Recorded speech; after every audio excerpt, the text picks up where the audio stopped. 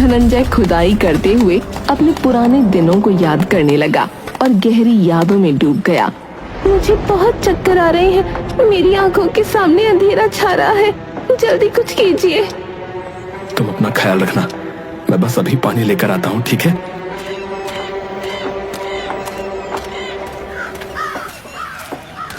धनंजय फौरन एक दुकान पर पानी की बोतल खरीदने गया। एक बोतल 200 रुपए की है, लेना है तो लो, वरना निकलो यहाँ से।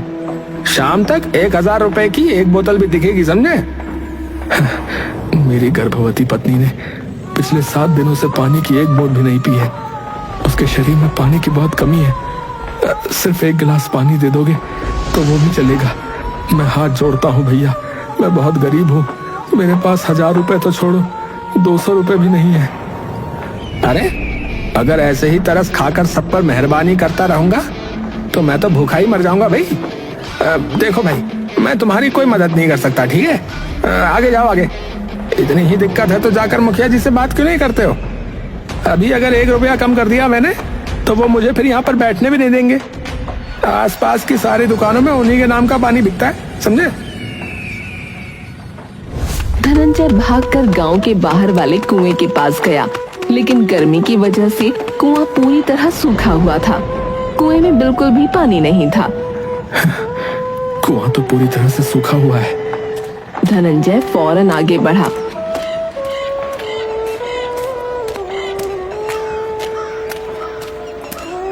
वो दूसरे गांव के कुएं के पास गया, लेकिन वहां तो खूब लंबी लाइन थी कुएं से पानी निकालने के लिए। बहन जी मुझे पानी भरने दीजिए ना, मेरी गर्भवती पत्नी घर पर पानी के लिए तड़प रही है, कृपया पानी दे दीजिए। मेरे भी ससुर जी बहुत बीमार हैं, जिनके लिए सुबह से लंबी लाइन में लगी हूँ। अचानक से तुम आकर कह रहे हो कि मैं तुम्हें पानी भरने दूं? बिल्कुल भी नहीं। धनंजय को वहाँ से भी भगा दिया गया। बात सिर्फ पानी की नहीं थी, गांव में इतनी गर्मी थी कि उस गर्मी के कहर के कारण किसी भी गरीब के लिए समय काटना बहुत मुश्किल था। ऊपर से धनंजय की पत्नी तो गर्भवती भी थी।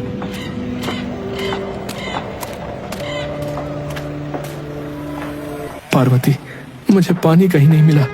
तुम्हें गर्मी लग रही है, मैं तुम्हें हवा कर देता हूँ, ठीक है?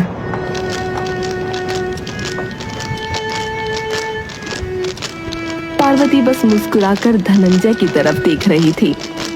अरे तुम इतना क्यों मुस्कुरा रही हो पार्वती? क्या बात है? ये ठंडी हवा तुम्हें अच्छी लगती है ना? है ना? लेकिन पार्वती ने कोई जवाब नहीं दिया। पारो, हे पार्वती, पार्वती, तू कुछ बोल क्यों नहीं रही है रे? कुछ देर बाद धनंजय को एहसास हुआ कि पार्वती अपना दम तोड़ चुकी है। पार्वती और उसका बच्चा अब इस दुनिया में नहीं है। पार्वती, पार्वती, नहीं, मेरी पार्वती मुझे छोड़कर चली गई। नहीं पार्वती, नहीं। अरे हे भगवान, ये क्या हो गया? अब मैं कैसे जीऊंगा, कैसे रहूंगा?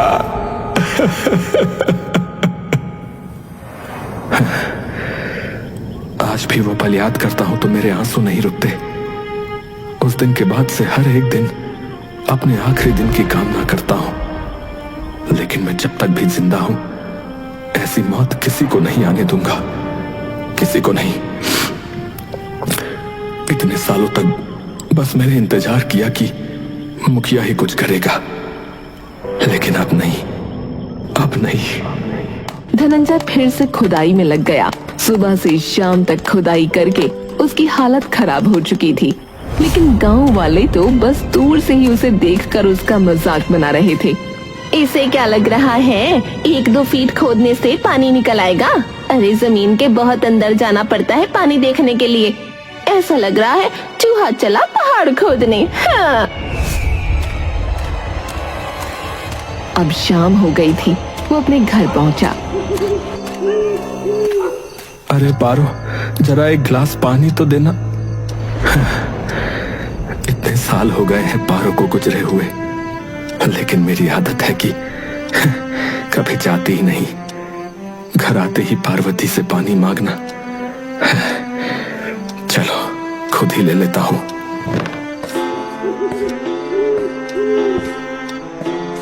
बाजू में पानी का मटका था, लेकिन उसमें पानी की एक बूंद न थी। पानी तो इसमें बिल्कुल भी नहीं है।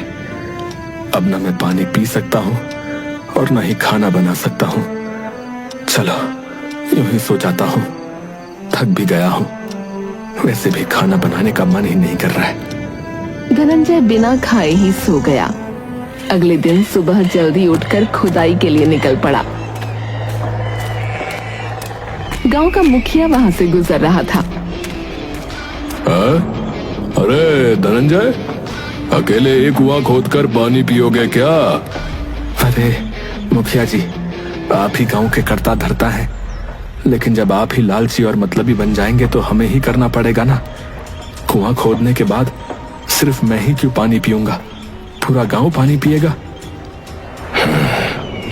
इस धनंजय के बच्चे का तो कुछ ना कुछ तो करना पड़ेगा। लगता है ये मेरे पानी का बिजनेस बिल्कुल ठप ही करके मानेगा। अगर इसने यहां कुआं खोद दिया तो भला मेरी उन दुकानों से मुंह मांगी कीमत में पानी कौन खरीदेगा। इसको तो ठिकाने लगाना ही पड़ेगा। मुखिया वहां से इतराते हुए आगे बढ़ गया। आज भी जी तोड़ मेहनत करता है। ऐसे ही देखते देखते कई दिन बीत गए। बिना खाए पिए अपनी पत्नी को याद करते हुए इस गर्मी में धनंजय कुआं खोदने में लगा हुआ था। कई सारे लोगों ने उसका आत्मविश्वास घटाने की बहुत कोशिश की, लेकिन धनंजय रुका नहीं, लगा रहा। आज पूरे 12 दिन हो गए मुझे ये काम करते हुए। जल्दी ही भगवान की कृपा रही तो सफल भी हो जाऊंगा। धनंजय ठीक से कुछ खा पी भी नहीं रहा था। वो बहुत कमजोर दिख रहा था। पैरों में जान नहीं थी, शक्ल पर रौनक नहीं थी। अगली सुबह जब धनंजय को बहुत कमजोरी का एहसास हुआ। हिम्मत मत हार धनंजय, हिम्मत मत हार। तुझे करके दिखाना है। पारों को तुझ पर बहुत गर्व होगा। फसल तो चल गई है तेरी और खाने के लिए भी कुछ है नहीं तेरे पास। कोई बात नहीं, कोई बात नहीं। उसके बाद धनंजय काम की तरफ आगे बढ़ा। धनंजय बहुत गहरा गड्ढा कर चुका था। अब लोगों को धनंजय पर यकीन आने लगा था, इसीलिए अब वो भी उसके साथ कुआं खुदवाने में लग गए। माँ, धनंजय काका के लिए 2 रोटी बांध दो। देखो ना कितना गहरा कुआं खुद गया है। लगता है थोड़े दिनों के बाद पानी भी निकल आएगा। अपनी माँ से 2 रोटी और प्याज लेकर चिंटू धनंजय के पास पहुंच गया। धनंजय काका, खाना खा लो। चिंटू, हे चिंटू, अरे बेटा अपनी माँ से छुपा कर लाया है क्या? सच बता, सच बता। नहीं, माँ ने तो खुद बांध कर दी है। मैं यहाँ आपकी मदद करने भी आया हूँ। आप थोड़ी देर बैठकर आराम कर लो, तब तक मैं खुदाई करता हूँ। धनंजय मुस्कुराकर बैठ गया और चिंटू काम पर लग गया। आते जाते लोग ये नजारा देख रहे थे। अरे वाह धनंजय, अरे भैया तुमने तो कमाल ही कर दिया। अरे लग नहीं रहा था कि तुम अकेले इतना बड़ा गड्ढा खोद दोगे। रुको भाई, अब तो मैं भी मदद में लगता हूँ तुम्हारी। अब तो बस पानी निकाल कर ही दम लेंगे। हाँ।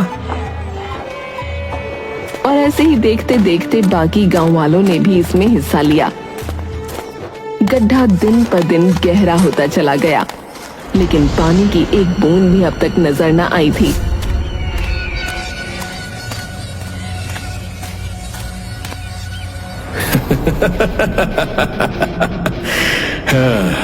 अरे मैं ना कहता था कि इसकी बातों में मत आओ। इसने तुम सबको पागल बनाया और कुछ नहीं। कोई पानी वानी नहीं निकलने वाला इस जमीन से। अरे मैंने आप सभी की सुविधा के लिए दुकान खोल रखी है वहां से पानी खरीदिए पीजिए।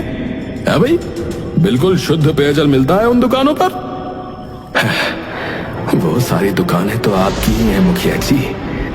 वहां पर पानी तो मिलता है, लेकिन बहुत ही महंगा, और इससे सिर्फ और सिर्फ आपका फायदा होता है। थोड़े दिन रुक जाइए, फल जरूर मिलेगा।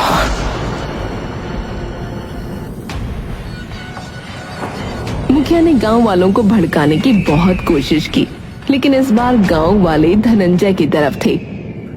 मुखिया जी, अब इतने दिन इंतजार किया है तो थोड़ा इंतजार और सही। मुखिया वहां से चला गया। सभी गांव वाले दिन रात मेहनत कर रहे थे, और तभी धनंजय की एक कुल्हाड़ी के बाहर से पानी की धार बाहर निकल आई। सभी गांव वालों में खुशी की उमंग फैल गई। सभी इसे उत्सव की तरह मनाने लगे। भैया, बधाई हो भैया, देखो पानी निकला है। भैया, पानी निकल गया। बधाई हो भैया। भैया, पानी निकल गया। जाओ प्रभु। पानी निकल आया। मैंने कर दिखाया पारो, मैंने कर दिखाया मेरी पारो। मैंने गांव में एक कुआं खोद ही दिया। मेरा विश्वास था कि वहां से पानी निकलेगा, और देखो देखो आज पानी निकल आया। आज तुम होती तो कितनी खुश होती। अरे धनंजय भाई, ये सब तुम्हारे ही विश्वास और मेहनत का फल है भैया। अरे भैया, मानना पड़ेगा, जय हो। तुमने अकेले ही कई फीट गहरा गड्ढा खोद दिया था भैया। अरे उस दिन पहले शुरू में तो हमें मजाक लग रहा था, लेकिन भैया मानना पड़ेगा, विश्वास और मेहनत रंग लाई। इस कुएं का नाम जो है तुम्हें ही रखना चाहिए भैया। हाँ, क्या इस कुएं का नाम?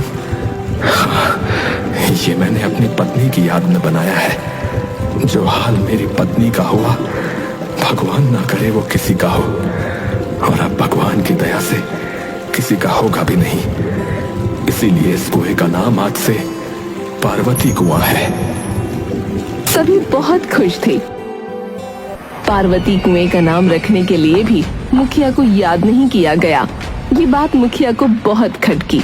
गांव में खुशी की लहर थी। सभी कुएं का मीठा मीठा पानी पी रहे थे, और खेतों में सिंचाई भी बहुत आसानी से हो पा रही थी।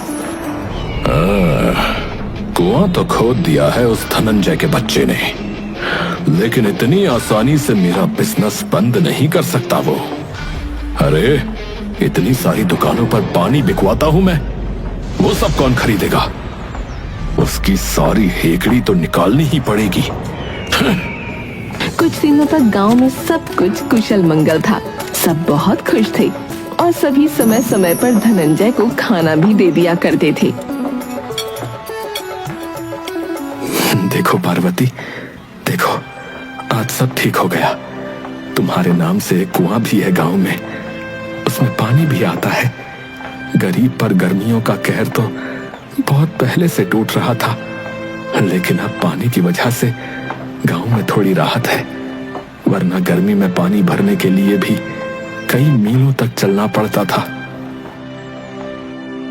धनंजय अपनी पत्नी को याद करके खुद से बातें कर ही रहा था कि इतने में ही गांव वालों का शोर सुनाई देने लगा। वो फौरन जब बाहर गया तो उसने देखा सभी लोग कुएं के इर्द गिर्द खड़े हैं। क्या बात है भाई, यहाँ क्यों खड़े हो? राम राम, इस कुएं का पानी तो दूषित हो गया है, पीने लायक नहीं रहा। न जाने कौन सा जानवर जाकर इसके अंदर मर गया।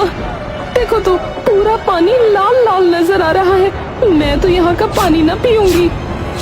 अरे भाई, क्या हम सबको बीमार पड़ना है भैया जो इस कुएं का पानी पियेंगे? अरे चलो सब यहाँ से। लगता है मुखिया जी की दुकान से पानी खरीद कर ही पीना पड़ेगा। सभी ने कुएं का पानी पीने से मना कर दिया। धनंजय ने कुएं के अंदर झांक कर देखा तो उसमें एक बहुत बड़े जानवर की लाश पड़ी थी। धनंजय समझ गया कि ये किसी की साजिश है। वो अपनी जान पर खेलकर कुएं के अंदर गया।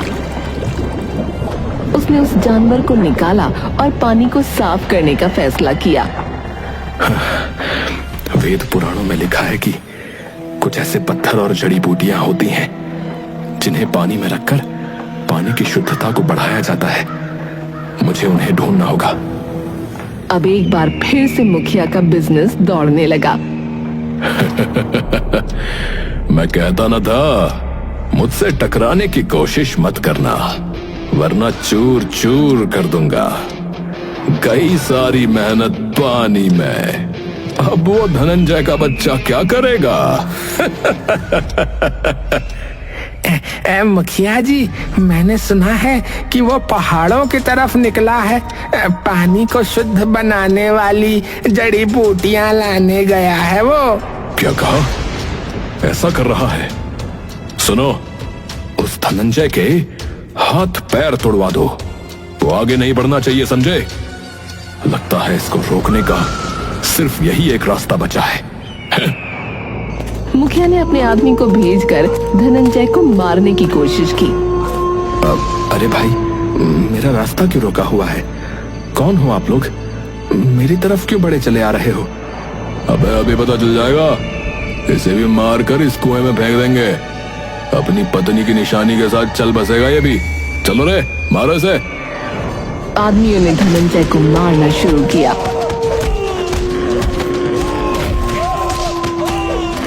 दूर से गुजर रहा रामू ये सब देख रहा था। वो फौरन गांव में गया। अरे अरे, वहाँ कुछ लोग धनंजय को मार रहे हैं भैया। अरे जल्दी चलो, जल्दी, अरे चलो। खूब लाठीचार्ज हुआ, सभी लोग घायल हुए, लेकिन अंत में धनंजय की जान बच गई। गांव वाले फौरन धनंजय का इलाज कराते हैं। धनंजय को होश आने के बाद सबने उससे पूछना शुरू कर दिया। धनंजय भैया, इतनी रात गए तुम अकेले कहाँ जा रहे थे भला? वो भी गांव से बाहर। वो कौन थे जो लोग तुम्हें मारने आए थे? वो तो रामू ने तुम्हें सही समय पर देख लिया, वरना आज तो अनहोनी हो जाती।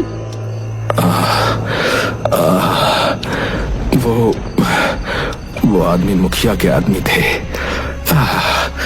वो मुझे मारना चाहते थे क्योंकि उन्हें पता चल गया कि मैं गांव के कुएं को शुद्ध करने वाली जड़ी बूटी लेने जा रहा हूं। वो तो मेरी किस्मत अच्छी थी जो मैं बच गया। आप लोगों ने मुझे बचा लिया, आपका बहुत बहुत धन्यवाद। लेकिन मुझे जल्दी करना होगा। वो जड़ी बूटियां केवल साल में एक बार ही खिलती हैं। मुझे उन्हें जाकर ढूंढना होगा। गांव के लिए ये बहुत जरूरी है। वो सब कुछ मुखिया की चाल थी। कुएं में जानवर को मारकर भी मुखिया ने फेंका था। ये सुनकर लोगों में जुनून की एक उमंग दौड़ने लगी। क्या कहा काका? उस मुखिया की इतनी हिम्मत? अरे उसे मुखिया बनाने वाले हम ही लोग हैं। उसने तुम्हें मारना चाहा, वो भी सिर्फ इसीलिए क्योंकि तुम गांव का भला चाहते हो। आज के बाद उसकी दुकानों से कोई भी पानी नहीं खरीदेगा भैया। सुन लो सभी के सभी। हम कुएं का ही पानी पिएंगे। धनंजय भाई, अब हमें बताइए वो जड़ी बूटियां कहाँ मिलती हैं? हम उन्हें लेकर आएंगे। पीछे से सभी गांव वाले हाँ में लाने लगे। हम सभी जो है पार्वती कुएं का ही पानी पिएंगे। धनंजय भाई, आप हमें बताइए कि वो जड़ी बूटियां कहाँ मिलती हैं, हम उन्हें लेकर आएंगे। धनंजय सभी को रास्ता बता देता है। गांव से कुछ लोग जड़ी बूटियों की तलाश में निकल पड़े और 3 दिन बाद जड़ी बूटी लेकर लौट भी आए। ये लो काका, हम जड़ी बूटियां ले आए हैं। अब आप बता दो कि इन्हें कुएं में कैसे और कब डालना है। सबसे पहले पत्थरों को कुएं में फेंका गया और उसके बाद धीरे धीरे जड़ी बूटियों को भी। कुएं का पूरा पानी शुद्ध हो चुका था और लोगों ने मुखिया की दुकानों से सामान लेना बिल्कुल बंद कर दिया। मुखिया जी, लोगों ने हमारी दुकान से पानी तो क्या, सामान भी खरीदना बंद कर दिया है। पानी से ही हमें ज्यादा मुनाफा होता था, लेकिन आजकल वो बिल्कुल नहीं बिक रहा है। अरे ये सब उस गधे की वजह से हुआ है। वो धनंजय अपनी पत्नी की याद में कुआं खोदने निकला था। गांव के हालात पहले से सुधर गए थे क्योंकि अब लोगों को पानी लेने के लिए मीलों दूर तक नहीं जाना पड़ता था। एक बार फिर से सब कुछ पहले की तरह हो गया।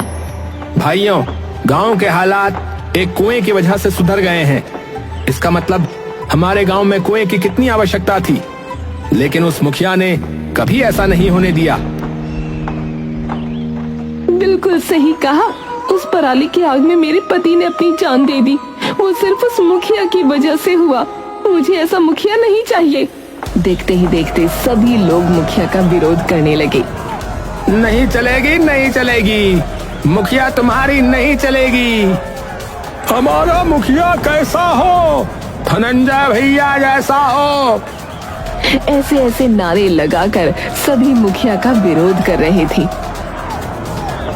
और मुखिया के घर पर पत्थरबाजी कर रहे थे। अरे अरे जल्दी जल्दी सामान बांधो, हमें यहाँ से फौरन निकलना होगा। पीछे के रास्ते गाड़ी खड़ी है, जल्दी से गाड़ी में बैठ जाओ, वरना आज ये लोग हमें जान से ही मार देंगे, बता रहा हूँ। चलो चलो जल्दी चलो। मुखिया अपनी बीवी बच्चों के साथ वहाँ से दुम दबा कर भाग गया। अरे हम जीत गए भैया, वो भाग गया मुखिया, वो देखो गाड़ी से भाग रहा है।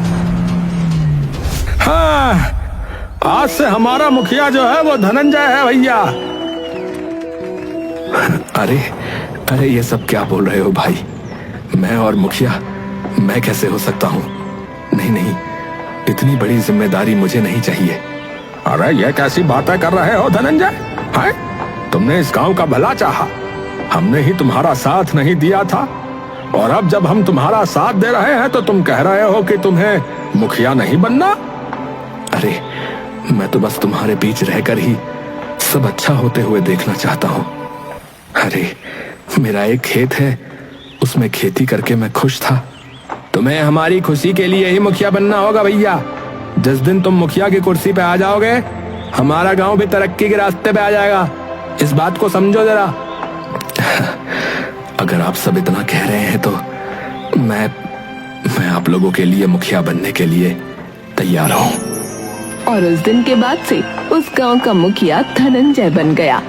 धनंजय रोजाना गांव में सुविधा उपलब्ध कराने के तरीके ढूंढा करता था।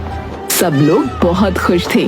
धनंजय ने ऐसे कई तरीके निकाले जिससे गरीब पर गर्मियों का कहर न पड़े, जिससे सभी लोग बहुत खुश थे।